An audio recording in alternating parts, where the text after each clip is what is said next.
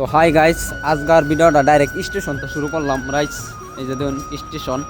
তো আজকাল তো সোয়াল স্টেশনে কেলি গাইছি কুই যাইতাছি সব গম পাইল ভাই।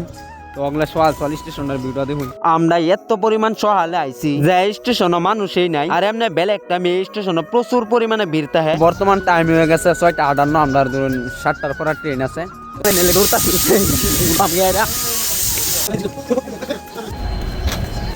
মানে আমরা সিট মিট নাই, ওর দেখুন আমরা টাচ করে উড়াই দিছি। আমরা টিকিট কাটছি কইছি টিকিটের কত কত উঠেনতে নিব টিকিট তোরা এনতে টিহা অটো সিস্টেম তো আর কিছু করবার নাই, আমরা লিগে উঠতে পড়ছি।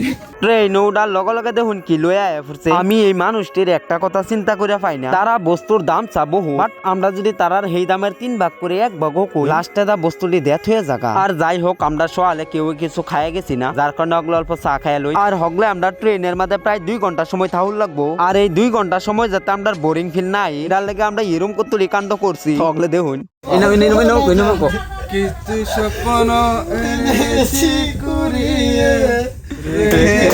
নয়তো উড়িয়ে আমাদের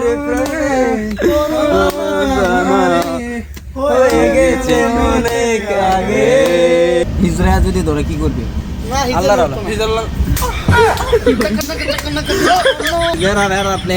ট্রেনের মধ্যে মজাক করতে করতে আইফা আছে বড়লাংফার স্টেশন। হগলাইনের আরে কইয়াম আমি কই যাইতাছি, তার মানে আমার যেটা 2026 এর প্লেন আছে, এই প্লেনের প্রথম খোঁজ দিলাম আজগা, মানে 35টা জেলা থেকে আজগা আমি একটা জেলা যাইম। তো আমরা ভাবছিলাম যে ঠিক করে যাই, আমরা টিকিট কাটছি না, টিকিট আছে না, মানে যাই আমরা এই জগলে টিকিট আছে কথা আল্লাহ 200 না টেল হয়ে গেছে। এর যে ফাই কোন মারে ওগুলো দা কম পাওয়া। তো এই যে আমরা লামডিং স্টেশন বহুত সময় লেট হয়ে না, আর একটা ট্রেন আছে, এটা মানে এটা ক্রসিং হওয়ার পরে বাদে এটা যাবো না। ঠিক আমরা মানে বর্তমান নাইমা আড়া সাড়া করতেছি আর কি। আজকের ভিডিও এনেই শেষ করলাম, নেক্সট ভিডিও দেখাম কি কি দেখলাম। তো এটা লাগে সবই ফলো করলেন।